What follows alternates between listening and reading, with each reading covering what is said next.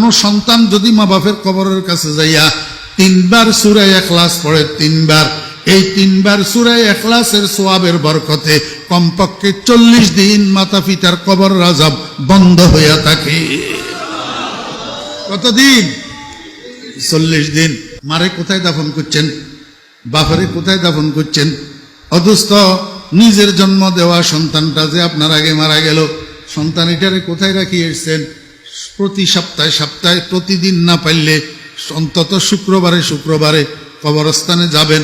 যাইয়া সর্বপ্রথম কবর জিয়ারতের দোয়া পড়বেন না, প্রথমে কিছুক্ষণ কবরের দিকে তাকাই থাকবেন। তাকাই নিজের মনের তশকিল করবেন, ও মন, আজকে তোর আব্বা, তোর মা, তোর ভাই, তোর বন্ধু, তোর ছেলে, তোর বিবি আজকে এই 3.5 হাত মাটির নিচে শুয়া রইছে। এত কাছে হওয়া সত্ত্বেও তুই কোনো খবর নিতে পারতেছিস না, সুখে আছে না দুঃখে আছে জানিস না। ও মন, আগামীকাল তোর মৃত্যু হলে, তুই মরে গেলে তোরও তো এরকম 3.5 হাত মাটির নিচে ঢুকাইয়া দিবে। এই জমিনে যত মানুষ আছে কেউ তোর খবর নিতে পারবে না। আল্লাহর কাছে কি নিয়ে যাবি? মুখ কেমনে দেখাবি?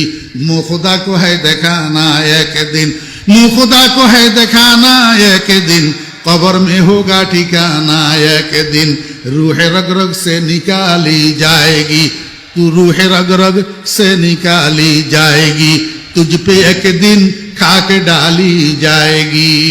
मन के बुझाइते बुझाइते দেখবেন আস্তে আস্তে মনটা নরম হইয়া যাব, চোখের পানি জরজর করে পড়তে শুরু করব। এইবার কবর জিয়ারতের দোয়া পড়েন, আসসালামু আলাইকা ইয়া আহলাল কুবুর, ইয়াগফিরুল্লাহু লানা ওয়া লাকুম ওয়া আনতুম সালাফুনা ওয়া নাহনু বিল আসর। ও মুসলমান ভাইরা, মনে কষ্ট নিবেন না, আমরা অনেক হতভাগা মুসলমান আছি, কবর জিয়ারতের দোয়াটাও মুখস্থ জানি না।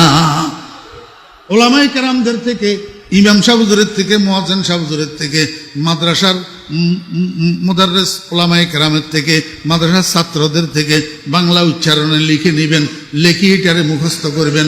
আসসালামু আলাইকুম ইয়া আহলাল কুবুর, ইয়াগফিরুল্লাহু লানা ওয়া লাকুম ওয়া আনতুম সালাফুনা ওয়া নাহনু বিল আসর। আরেকটা আছে, এটা একটু শক্ত টাইপের, এটা পাইতেন নয়, এটা সোজা আছে, এটারে মুখস্থ করে লইবেন। তারপরে এবার আউযু বিল্লাহ বিসমিল্লাহ পড়ি, কমপক্ষে 1 বার আলহামদু শরীফ পাঠ করবেন, কমপক্ষে 3 বার কুল হু আল্লাহ শরীফ পাঠ করবেন, কমপক্ষে 7 বার 11 বার দরুদ শরীফ পড়বেন। এবার আল্লাহর কাছে মনে মনে দোয়া করবেন, হে আল্লাহ, আমি যে তোমার কোরআন তেলাওয়াত করলাম, আমি যে সূরা ফাতিহা পড়লাম, সূরা ইখলাস পড়লাম, দরুদ শরীফ পড়লাম, এগুলার সওয়াব দয়া করে আমার আব্বার রূহের উপরে পৌঁছাইয়া দাও, আমার মায়ের রূহের উপরে পৌঁছাইয়া দাও।